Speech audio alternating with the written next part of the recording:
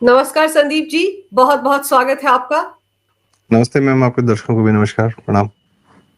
प्रणाम। संदीप जी, राहुल गांधी का hydrogen bomb किस तरह से फुस हुआ, ये तो हम सब ने देखा। 12 घंटे में हवा निकल गई। जिन जिन लोगों के नाम उन्होंने मंच पर खड़े होकर लिए थे, वो लोग खुद सामने आए कि हमने वोट डाला, हमारा वोट चोरी नहीं हुआ है, बल्कि ब्राजीलियन मॉडल तक से के बारे में कहा जा रहा है कि उसने भी हवा निकाल दी। लेकिन राहुल गांधी की बहन प्रियंका वाड्रा तो 10 कदम आगे निकल गई हैं। आप सोचिए किस तरह के बयानबाजी कर रही है, कैसे लोगों को उकसा रही है। मैं इस सवाल का जवाब आपसे चाहूंगी, लेकिन पहले मैं वो वीडियो आपको दिखाना चाहती हूँ जिसमें प्रियंका वाड्रा ने सरेआम चुनाव अधिकारियों के नाम ले लेकर लोगों को उकसाया। पहले वो वीडियो सुन लेते हैं। बिल्कुल। आज आपके सामने मेरे भाई श्री राहुल गांधी ने सारी सच्चाई दिखा दी है। इनकी सारी सच्चाई सामने आ गई है। बिहार से इन्होंने 65 लाख वोट काटे। हरियाणा में इसी तरह से चुनाव हुआ था। 25 लाख वोट इन्होंने फर्जी लगवाए। 25 लाख फर्जी वोट। हरियाणा का सारा चुनाव चोरी कर लिया। चोरी की सरकार है हरियाणा में, और यहां की तैयारी कर रहे हैं। 65 लाख वोट कटवा के यही तैयारी यहां हो रही है। सुन लीजिए कौन है ये लोग, सुन लीजिए। कभी ज्ञानेश कुमार नाम सुना है? सुना है? नहीं सुना होगा, नहीं सुना होगा। कभी आपने एस.एस. सांधू का नाम सुना है? नहीं सुना होगा। कभी विवेक जोशी का नाम सुना है? नहीं सुना होगा, क्योंकि अपने पद और आयोग के पीछे छुपे हुए हैं। लेकिन यही है चुनाव आयोग के सबसे ऊंचे अधिकारी, जो इस देश के संविधान के साथ, इस देश के लोकतंत्र के साथ खिलवाड़ कर रहे हैं। याद कर लो इनके नाम, याद कर लो, क्योंकि आप देश की जनता हो। आपके खून और पसीने से ये धरती सींची गई है, और इस धरती के साथ, हमारी मातृभूमि के साथ, हमारे संविधान के साथ आज खिलवाड़ हो रहा है। आपके अधिकारों के साथ खिलवाड़ हो रहा है। आपके अधिकारों को छीना जा रहा है, और यही 3 लोग छीन रहे हैं। इनके नाम मत भूलो, इनको पद के पीछे छुपने मत दो, इनको आयोग के पीछे छुपने मत दो।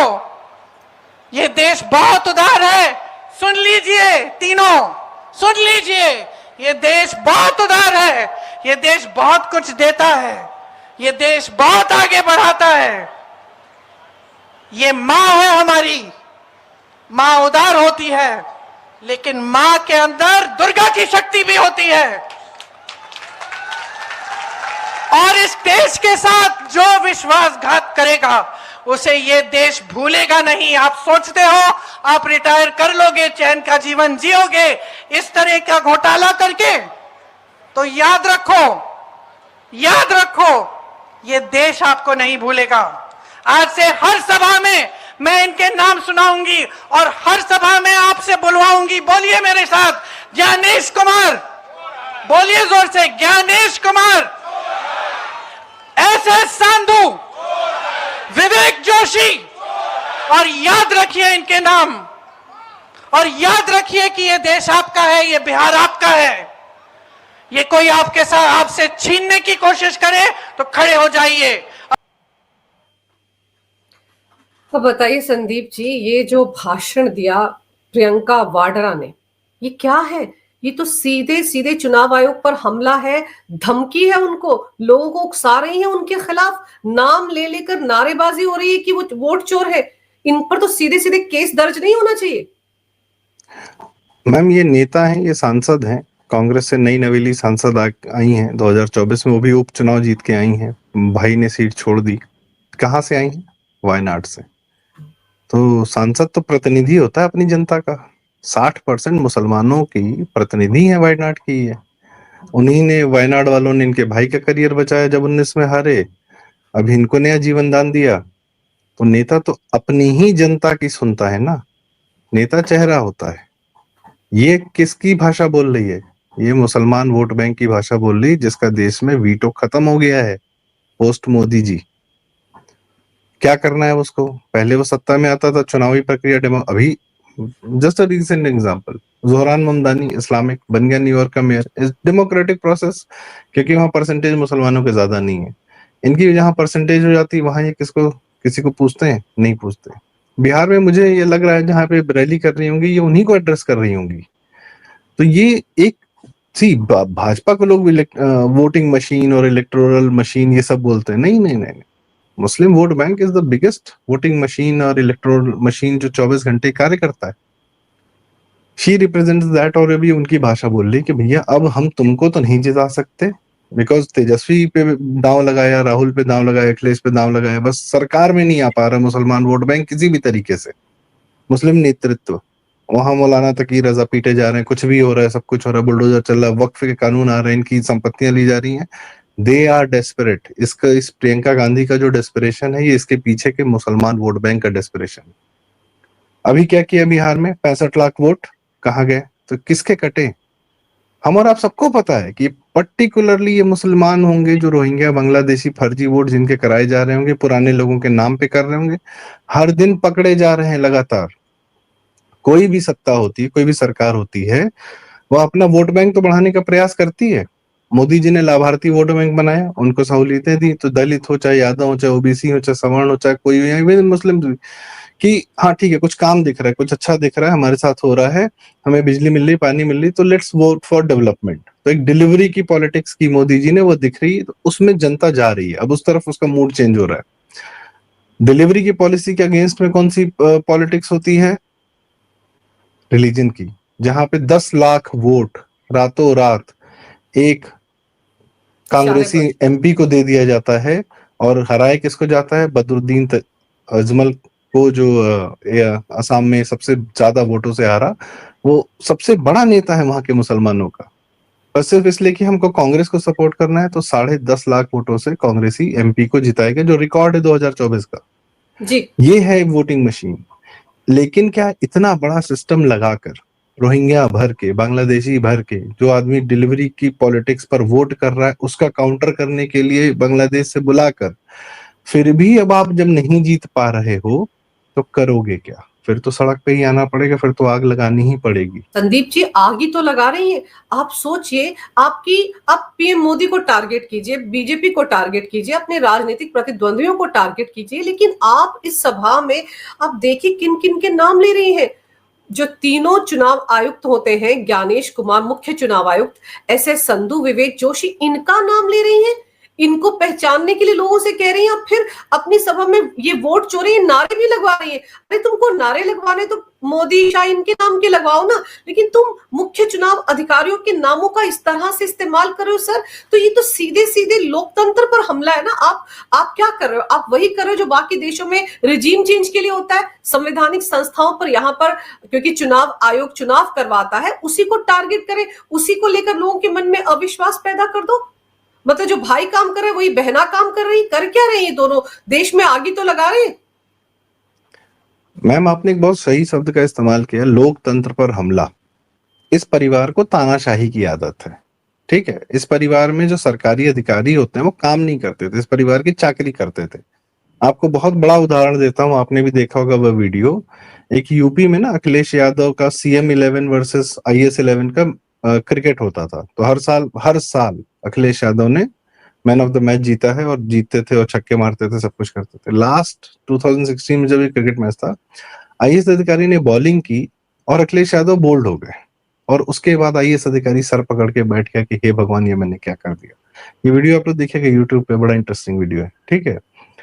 इस परिवार को, राहुल गांधी, इन लोगों को तो IS अधिकारियों, ब्यूरोक्रेट्स ने, बड़े बड़े लोगों ने अपनी गोदी में खिलाया है, बॉलिंग की है। ये लोग बैटिंग करते थे प्लास्टिक के बैट से स्टंप लगा के, ये हमेशा प्रोटेक्टेड कवर में रहे हैं। इनको इस तरीके से ट्रीटमेंट दी गई है कि तुम ही PM बनोगे, तुम ही CM बनोगे, तुम ही PM बनोगे, CM तो छोड़ दो, PM ही बनोगे। ये उनको नहीं मिल रहा है। जिंदगी का ख्वाब, करे हमको तो बचपन से पता गया था हम PM बनेंगे। इनको आदत है IS अधिकारियों को, या वाकई में भारत के अधिकारियों को, इस तरीके का ट्रीटमेंट देने का। नाम आता है नवीन चावला का, नाम आता है TN सेशन का, नाम आता है MS गिल का, ये सब, और नाम आता है SY कुरैशी का। ये 4 के 4 इलेक्शन कमीशन के वो थे, हेड्स थे, है ना। क्या करते थे? TN सेशन को क्यों उतारा, कब उतारा? जब समाजवादी पार्टी, लालू उभरने लगे, जब क्षेत्रीय पार्टियों में वोटर शिफ्ट होने लगा और कांग्रेस का अपना अधिकार खत्म होने लगा ना, तब टीएन शेषन को उतारा कि कुछ ऐसा करो भाई कि अपना वोट बैंक बढ़े। खैर वो एक रिफॉर्म लाए, वो बहुत बढ़िया वोटर आईडी कार्ड का, और वो आज तक वैसे ही चल रहा है। But it was done when the Congress was desperate, जब उसको 1984 के बाद 400 सीट के बाद 1989 में मेजोरिटी मिली ना 1991 में मिली, ठीक है, लेकिन परिवार का राज तब भी चल रहा था। सेकंड, नवीन चावला, गवर्नमेंट एमएस गिल, हाँ एमएस गिल तो वो हुए इलेक्शन कमिश्नर हुए और उसके बाद रिटायर होके ये कह रही है ना कि रिटायरमेंट के बाद कौन मजे में रहेगा। अरे तुमने खुद इसको मजे दिए हैं भाई, राज्यसभा का एमपी बना के इसको स्पोर्ट्स मिनिस्टर बनाया कांग्रेस कोटे से। टीएन शेषन 99 में गांधीनगर से लड़ने चले गए चुनाव, वो भी किसके टिकट पर, कांग्रेस के टिकट पे। उसके बाद ये सबसे खतरनाक तो ये नवीन चावला, मैम मदर टेरेसा की बायोग्राफी लिखी है इसने, अभी हिंदू है कि क्रिश्चियन है कौन भगवान जाने कौन। और जब ये नवीन चावला बना था तब उस समय के न्यूज़पेपर की हेडलाइंस थी कि सोनिया गांधी अपॉइंट्स नवीन चावला एज इलेक्शन कमिश्नर 2004 या 5 की है। सोनिया गांधी क्या थी, प्राइम मिनिस्टर थी कि सुप्रीम कोर्ट की जज थी? सुपर प्राइम मिनिस्टर थी ना, 10 जनपद सांसद थी और अनकॉन्स्टिट्यूशनल बॉडी एनएसी की चेयरमैन थी, यूपीए की चेयरमैन थी, ठीक। शी अपॉइंट्स, चलो अपॉइंट कर दिया, समझ में आ गया। नवीन चावला पे तो हाई कोर्ट और सुप्रीम कोर्ट की टिप्पणी की ही is not fit to be in the office. Naveen Chawla पे जयपुर में इसके ट्रस्ट पे के लैंड केसेस चल रहे हैं कि लैंड अलॉटमेंट हुआ था फर्जी तरीके से। नवीन चावला इतना कुख्यात आदमी, और 200 एमपीज, ये और ये भाई बहन जो है ना, ये तो खाली जनता के सामने प्रेस कॉन्फ्रेंस कर रहे हैं, पता नहीं क्या क्या कर रहे हैं। 200 सांसदों ने, एनडीए के 200 सांसदों ने चिट्ठी लिख के राष्ट्रपति को दिया और सरकार को बोला कि भाई साहब इसको हटाओ, इस नवीन चावला के खिलाफ हमारे पास सबूत है। सोनिया गांधी नहीं मानी। और इस तरीके के लोगों को बनाया गया है नवीन चावला। उसके बाद कौन बनता है, एसवाई कुरैशी, वो यूनिसेफ के साथ भारत का इलेक्टोरल डेटा शेयर कर रहा है वो आदमी, बताइए, उसका जिहादीपन नहीं जा रहा है।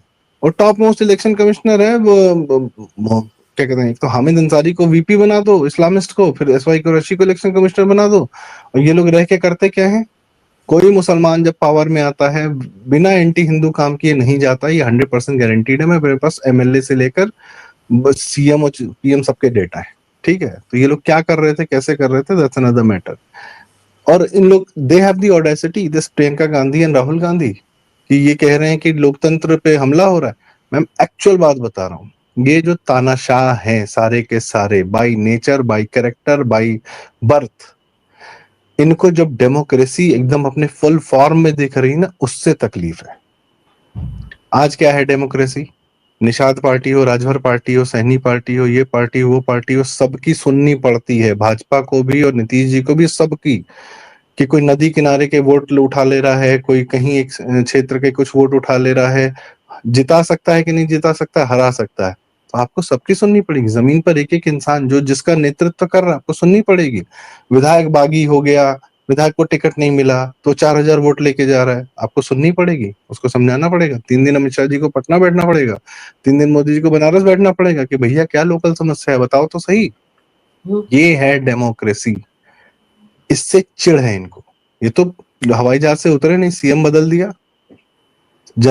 जनता ने बड़ी मुश्किल से एक आदमी चुन के भेजा है, उसको तुमने रातों रात उठा के चेंज कर दिया। बाबरी ढांचा गिरा उत्तर प्रदेश में, तुमने 4 प्रदेश के क्या कहते हैं सरकारें, भाजपा की सरकारें गिरा दी। क्यों? कुछ भी मन चल रहा है, कोई नहीं पूछने वाला। और बताओ, इनकी सबसे बड़ी ताकत 2 है। पहली ताकत है हमारी कमजोरी, हम इनको बोलने देते हैं, हमें लगता है ठीक है यार पगलेट है, सब बोलने दो, कोई बात नहीं। मतलब पॉइंट इज कि ये इनका नैरेटिव जनता में जाता है। This happened in 2024। Tejashwi Yadav के बारे में कोई कितना बोले कि 2 करोड़ नौकरी फालतू बात है, पागलों वाली बात है, ना, there are people who will take that. कहेंगे 2 करोड़ तो नहीं देगा, 10% देगा ना भाई, 20 लाख देगा ना, चलो वोट करो, लाओ उसको। तेजस्वी यादव 2020 में सबसे ज्यादा सीटें पाने वाला नेता था, ये भी डेमोक्रेसी का पार्ट है। पर मैटर क्या है, जहां आदमी हिंदू होकर वोट करता है, जहां डेवलपमेंट की पॉलिटिक्स करता है, उस वोटर से इनको चिढ़ है।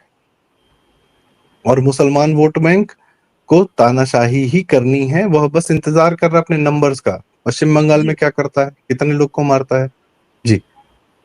और संदीप जी, मेरे को हैरानी इस बात की होती है कि राहुल गांधी ने, आपको याद है राजीव कुमार का नाम लिया था, पूर्व मुख्य चुनाव आयुक्त का, उनके घर पर हमला किया गया था जहां पर उनके माता पिता रह रहे थे, उनकी बेटी को टारगेट किया गया कि वो आईएएस है, नोएडा में पोस्टेड है, उनके दामाद को टारगेट किया गया। तो जिस तरह से नामों का बखान कर रही हैं, नारे लगवा रही हैं, वोट चोर है प्रियंका वाड्रा, तो ये तो उनके परिवारों के खिलाफ लोगों को भड़का रही है ना, कि जहां उनके परिवार के लोग मिले, कर दो जूतम पैजार, यही करने की कोशिश की जा रही है ना। तो ये टूल किट कहां से आ रहा है? पहले लगता था कि राहुल गांधी टूल किट लेकर घूमते हैं, लेकिन ये फिलिस्तीन का थैला लेकर घूमने वाली उनकी बहन उनसे 4 कदम आगे दिख रही है इस वक्त।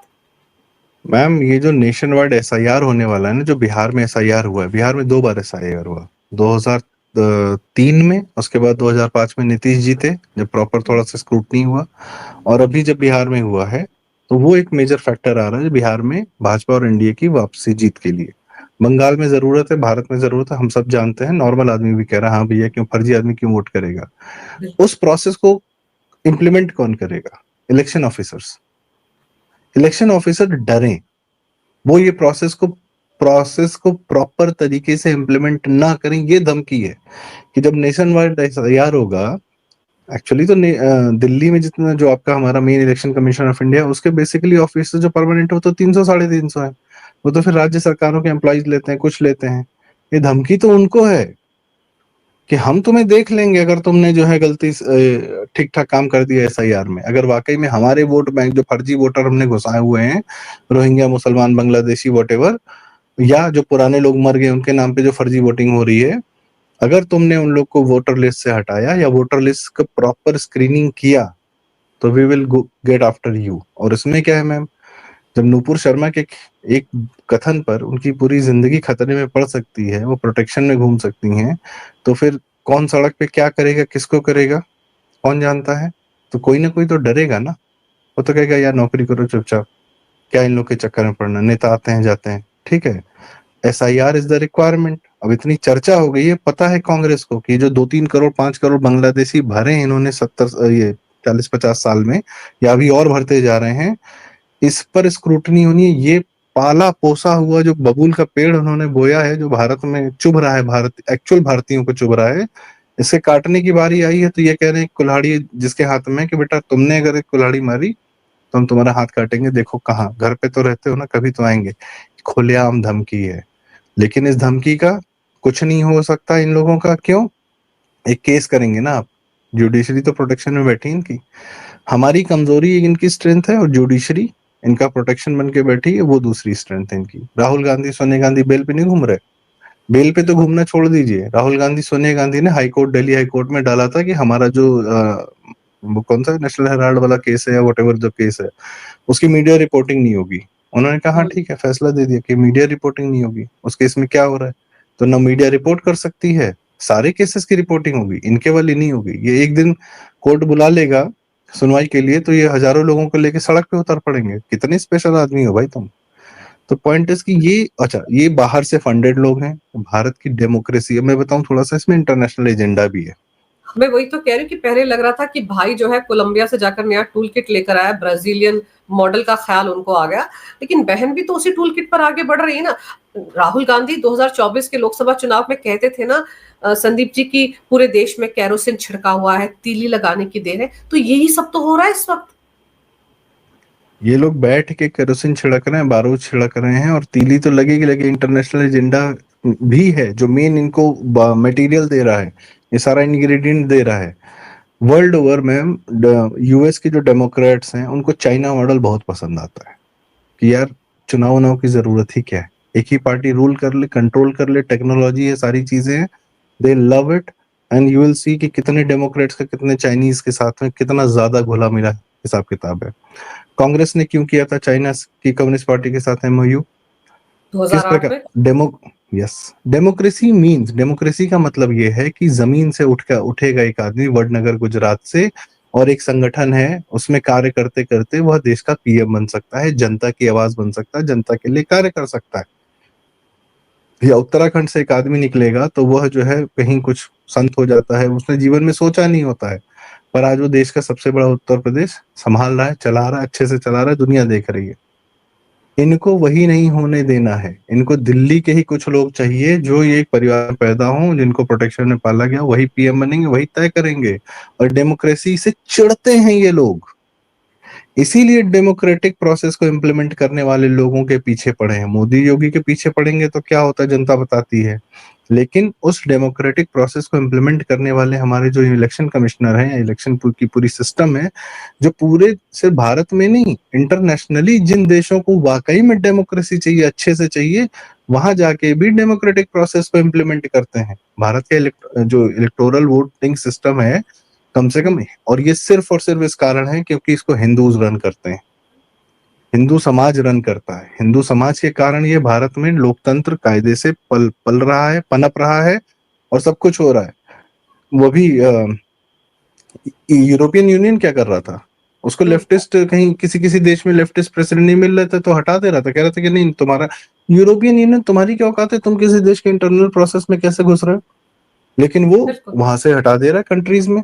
वेनेजुएला की जो अपोजिशन लीडर है उसको नोबेल पीस प्राइज देके वो कह रही है नहीं ट्रम्प जी आइए हमारे देश पे हमला करिए, इस सरकार को हटाइए। ये कोई डेमोक्रेसी है? मजाक बना रखा है। न्यूयॉर्क, अमेरिका में कुछ स्टेट्स ब्लू स्टेट्स हैं, कुछ स्टेट्स रेड स्टेट्स हैं, 50-50 साल से एक ही पार्टी रूल कर रही है, एक ही पार्टी का गवर्नर बन रहा है। क्या पागलपन है। और वो डेमोक्रेसी और वो पहले से रजिस्टर करते हैं कि हम वोटर को रजिस्ट्रेशन करके बताना है कि तुम रिपब्लिकन हो कि तुम डेमोक्रेट हो, ताकि वोटर पे भी टारगेट हो सके। ये कौन सी डेमोक्रेसी है भाई? वोटर का मन कि रात में कुछ समझ में आए तो वोट कर दिया, अगले दिन कुछ समझ में आए तो दूसरा वोट कर दिया। ये डेमोक्रेसी होगी ना? जहां चाहे वोट कर सकते हैं, लेकिन अगर आप बताकर वोट कर रहे हैं, आप सोचिए राहुल गांधी और प्रियंका वाड्रा ऐसे कह रहे हैं जैसे वो 65 लाख जिनके नाम कटे हैं वोटर लिस्ट से या हटाए गए हैं, डुप्लीकेट थे जो मर गए थे, जिनके नाम हटने थे, रोहिंग्या थे, घुसपैठिए थे, उनको गिन ऐसे रहे 65 लाख जैसे उनके, और उन्होंने इनको लिख कर दिया कि हम तुम्हारे वोटर हैं। हरियाणा के मामले में राहुल गांधी जो कह रहा है 25 लाख वोट चोरी हो गए, वो ऐसे बता रहे थे 25 के 25 लाख इनके खाते में आने वाले थे। इनको किसने बताया कि इनके वोटर हैं? तो आप सोचिए ना प्रोपेगेंडा किस तरह का। और आप, मुझे तो सही बात है कि कहीं ना कहीं से सोरोस एंड कंपनी ने कोई नया टूल किट इन दोनों भाई बहन को थमा दिया कि भाई से अकेले कुछ नहीं हो रहा है, बहना तुम भी कूदो। मैम भाई का तो फिर भी करियर 20 साल चल गया, बहना का 5 साल चलेगा कि नहीं चलेगा इसकी भी गारंटी नहीं है ना। अभी तो परिसीमन होने वाला है, अभी तो नंबर ऑफ सीट्स बढ़ेंगे भाई। 500 सीट्स अगर आप 1947 से लेकर चल रहे हो तो भारत की जनसंख्या तो 4 गुना हो गई है, तो क्यों नहीं परिसीमन होगा नया? वह होगा तो सीट्स बढ़ेंगी, 850 और 900 के आसपास की सीट्स बढ़ेंगी, तो और ज्यादा आपको कन्विंस करना पड़ेगा, और ज्यादा डिसेंट्रलाइज्ड होगा, और ज्यादा लोकल उसको आपको पालन करना पड़ेगा। महिलाएं आएंगी 33% रिजर्वेशन में, तो इन लोग को और ज्यादा केटर करना पड़ेगा। ये सब डेमोक्रेटिक प्रोसेस ये लोग कभी जिंदगी में सोचे भी नहीं थे कि फॉलो करना पड़ेगा। कि आप लोकतंत्र में है तो क्या हुआ, हम मीडिया में है, मीडिया हमको बना देगा। मीडिया ने वाकई में जाके गर्दन पकड़नी है, अगर हरियाणा में का तो हुडा की गर्दन पकड़ना भाई, जो शैलजा जी को कुनारे कर रहा था, पता नहीं क्या क्या कर रहा था, और आपस में कैसा टिकट बांट रहा था। और तू अपने केसी वेणुगोपाल की गर्दन पकड़। वो कहानियां चली, वो तुम्हारे ही एक बहुत बड़े पत्रकार वानखेड़े ने बोला कि बताओ किस किस बेसिस पे, मैं वो शब्द नहीं इस्तेमाल करूंगा यहाँ पर, कि किस किस बेसिस पे टिकट बांट रहे थे वहां पे, किन लोगों को टिकट दिया, और जिनको नहीं मिला वो बागी हो गए, उन्होंने अपना वोट शिफ्ट कर लिया। जाके उनकी गर्दन पकड़ो ना। 3 बार सीएम क्यों नहीं कोई पार्टी बन सकती है? तुम्हारी शीला दीक्षित जी बन चुकी है दिल्ली में, सबसे ज्यादा पढ़े लिखे, और पता नहीं मतलब वहां तो जातिगत होता नहीं, वहां तो काम पे था, तो शीला दीक्षित ने डिलीवरी की, 3 बार सीएम बनी। आप दलित ओबीसी का रोना रोते हैं, दलित के नाम पर वोट बटोरने की कोशिश करते हैं। कुमारी शैलजा दलित ही तो थी, आपने उनके नाम को आगे ही नहीं किया। अगर आप उनका नाम हरियाणा विधानसभा चुनाव में अनाउंस कर देते तो शायद बात बन जाती। अंदरूनी कला को आप समेट नहीं पाए, और आरोप लगा रहे वोट चोरी का। वही ना, नाच न जाने आंगन टेढ़ा, इनका तो वो हाल है। और अभी जिस तरह से पहले चरण के मतदान के बाद बम्पर वोटिंग की बातें सामने आ रही हैं, तो उससे भी तो बौखलाहट हो रही है ना। क्योंकि वो जो पुराना फंडा होता था, एंटी इनकम्बेंसी होता है जी, सरकार के खिलाफ वोटर बड़ी तादाद में बाहर निकलता है, वो फंडा तो बहुत बार फ्लॉप हो चुका है। बहुत बार हम देख चुके हैं कि ज्यादा वोटिंग हुई तो जो है उन्हीं को ही वोट गया है। तो वो सब बौखलाहट भी तो होगी ना, इस तरह की भाषणबाजी में वो भी तो आ रहा होगा। मैम बौखलाहट का नतीजा ये है कि ये वर्ड जो जिंदगी यूज कर रहा है, क्यों कर रहा है? अब इसको चुनाव से लेना देना नहीं, इसको लगानी है आग, एक्चुअल आग। स्टूडेंट्स उतरे सड़क पे, कांग्रेसी कार्यकर्ता भी ना उतरे, स्टूडेंट्स उतरे सड़क पे, मर जाएं, एक लाश मिल जाए। किसान लेके आए थे किराए पर, दिल्ली के आसपास बिठाया था, कुछ मुसलमानों को बिठाया था, सरकार ने गोली नहीं चलाई, डंडा नहीं मारा, तो वो भी तकलीफ करे यार। एक लाश मिल जाती तो मजा ही आ जाता, हम राजनीति कर लेते थोड़ी सी, या कुछ ना कुछ कर ही लेते। This is what they are waiting for, one लाश। अब ये बिना लाशों के कांग्रेस ने कभी राजनीति की ही नहीं है। सबसे पहला हत्यारा कौन? नेहरू। 5,000 से ज्यादा ब्राह्मण मारे महाराष्ट्र में गांधी के मरने के बाद। कोई किसी ने कहानी बताई? नहीं। इंदिरा गांधी ने दिल्ली में 6,000 से ज्यादा लोग मरवाए, असम में। इन लोगों को मैम हमेशा हिंसा, देश की शांति नहीं पसंद है। इन्हें ये बिना हिंसा के कभी रही नहीं। इनको जो नेता नहीं पसंद आए, वो कभी हेलीकॉप्टर दुर्घटना में मर गया, कभी कार क्रैश में मर गया। लिस्ट है दसियों की, बिल्कुल 10 से ज्यादा लोगों की लिस्ट है कांग्रेसियों की, जो किसी घटना में निपट गए और किसी को हवा नहीं लगी, और दिल्ली मीडिया एकदम खामोश बैठा रहा, चलो it's fine, okay. Started with Lal Bahadur Shastri ji, PM मर गया, पोस्टमार्टम नहीं हुआ। इनको वो आदत है कि नहीं समझ में आ रहा, हटाओ यार, छुट्टी पाओ। ये ना हटा पा रहे हैं ना कुछ कर पा रहे हैं। आप सोचिए, इमेजिन द फ्रस्ट्रेशन लेवल, वो दिख रहा है इस अब क्या कहूं, गलत शब्द ना निकल जाए, इसके आवाज में और इसकी बोलचाल में, इसकी हरकतों में, कि बिहार का आदमी हमको जिता दे। आज तक बिहार पे कभी ध्यान दी हो?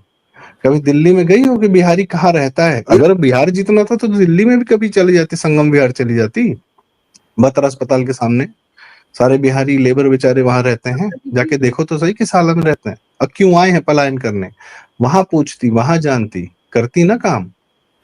तो नहीं, वहां से क्या मतलब है? हमको तो इन लोग को सड़क पे उतारना है। गरीब लोग मर जाएंगे सड़क पे उतर के, हमसे क्या मतलब? हमको मुद्दा मिल जाएगा। बिल्कुल सही कह रहे हैं आप संदीप जी, क्योंकि अब बिहार में बाजी तो हाथ से निकल चुकी है। वैसे भी कांग्रेस की कौन सी जमीन है बिहार में? कांग्रेस के पास पाने के लिए बहुत कुछ है, खोने के लिए कुछ नहीं है बिहार में। तो भड़काते हैं लोगों को, कम से कम आगे की राह आसान की जाए, और जो टूल किट थमाया गया है सोरोस एंड कंपनी की तरफ से, उसको आगे बढ़ाया जाए। मुद्दा ये है, जेनजी को सड़क पर उतारा जाए, महिलाओं को उतारा जाए। कहा गया कि दुर्गा होती है महिलाओं में, और नाम याद रखिए, इन लोगों के चेहरे याद रखिए, ये रिटायर हो जाए तो छोड़िएगा मत इनको। ये सारी बातें दर्शा रही हैं कि एक टूल किट है जो रिजीम चेंज के लिए, लोकतंत्र में लोगों के भरोसे को कम करने के लिए, चुनाव आयोग की प्रक्रिया में लोगों का भरोसा ना रहे, इस तरह का प्रोपेगेंडा, इस तरह का षड्यंत्र लेकर चल रहा है। लेकिन अब देखते हैं प्रियंका वाड्रा ने जो कुछ कहा है, चुनाव आयोग इस पर किस तरह का एक्शन लेता है, या कोई सुओ मोटो लेता है। इस देश की अदालत की इस तरह की बातें आप सरेआम खड़े होकर लोगों को भड़काकर नहीं कर सकते, वो भी एक सांसद। संदीप जी, आपने समय निकालकर इस विषय पर बहुत ही अहम जानकारी दी, आपका बहुत बहुत धन्यवाद। नमस्कार। भारत माता की जय हो, वंदे मातरम, जय श्री राम। भारत माता की जय, वंदे मातरम, जय श्री राम।